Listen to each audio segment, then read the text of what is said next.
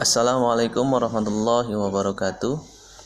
Nama saya Ahmad Rahmani dari Mandua Kota Cilegon.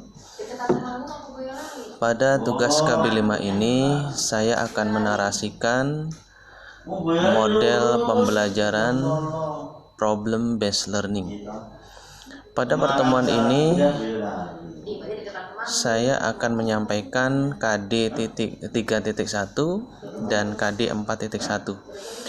Pada KD 3.1 menjelaskan konsep fikih, fuqaha dan kitab-kitab fikihnya dengan tepat dan cermat. Sedangkan pada KD 4.1 menyajikan konsep fikih, fuqaha dan kitab-kitab fikihnya dengan jujur, sopan dan dapat dipercaya. Pada model problem based learning ini ada 3 tahapan.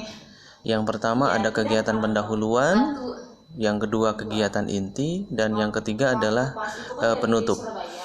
Pada kegiatan pendahuluan yang saya akan lakukan adalah menyampaikan persepsi dan motivasi pembelajaran agar anak-anak lebih siap mentalnya untuk menerima pembelajaran dan lebih aktif untuk memahami pembelajaran. Kemudian langkah yang kedua adalah kegiatan inti. Pada kegiatan inti ini untuk model problem based learning yang pertama adalah orientasi masalah. Yang saya lakukan pada tahap orientasi masalah adalah memberikan sebuah permasalahan yang nanti peserta didik akan mencari solusi dari masalah-masalah yang sudah saya ungkapkan. Misalnya, masalah yang saya sampaikan adalah sebagai hamba Allah, kita wajib beribadah kepada Allah.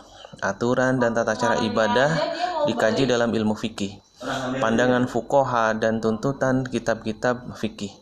Benar atau salah, diterima atau ditolak, wajib, sunnah, makruh, haram, suatu perbuatan, semuanya itu dikaji dalam ilmu fikih. Begitu pentingnya kedudukan ilmu fikih sebagai seorang muslim, anak-anak semuanya patut mengetahui konsep ilmu fikih, fuqaha dan kitab fikih sebagai penunjangnya dengan sebaik-baiknya agar ibadah kita yang kita lakukan benar-benar dan diterima oleh Allah Subhanahu wa taala. Seperti itu. Kemudian, apa pengertian fikih? Bagaimana konsep fikih? Bagaimana periodisasi perkembangan fikih dari zaman dulu sampai zaman sekarang? Kemudian bagaimana perbedaan di antara periode ini? Nah, itu salah satu contoh orientasi masalah. Kemudian yang kedua adalah organisasi pembelajaran. Pada tahap ini, saya akan membagi anak-anak menjadi beberapa kelompok. Misalnya, kelompoknya adalah kelompok fuqaha, kelompok mazhab Syafi'i, kelompok mazhab Hambali, kelompok mazhab Maliki, dan kelompok mazhab Hanafi. Pada tahap ini, peserta didik akan mendiskusikan masalah-masalah yang sudah saya sampaikan di awal untuk mencari solusi, untuk mencari jawaban dari masalah-masalah itu dengan cara berdiskusi.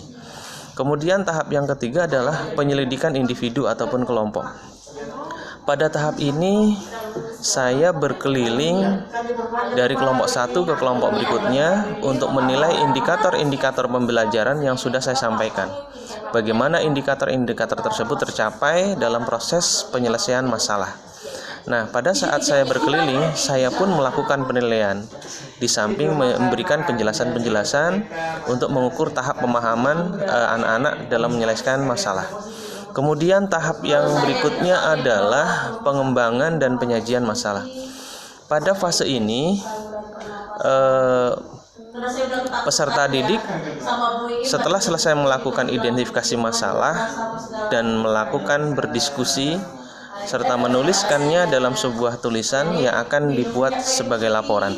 Nah, pada RPP yang saya buat pada kali ini, produk yang akan dihasilkan adalah peta konsep dan deskripsi. Dan yang kelima atau langkah yang berikutnya adalah analisis atau evaluasi. Pada fase ini saya akan mengevaluasi hasil diskusi peserta didik dan memberikan klarifikasi atas permasalahan-permasalahan dengan memberikan solusi atas masalah tentang konsep fikih, fuqaha dan kitab-kitab fikih. Untuk yang terakhir, tahap yang terakhir adalah penutup. Pada kegiatan penutup ini, saya akan merefleksikan, memberikan umpan balik terhadap yang sudah dilakukan oleh peserta didik.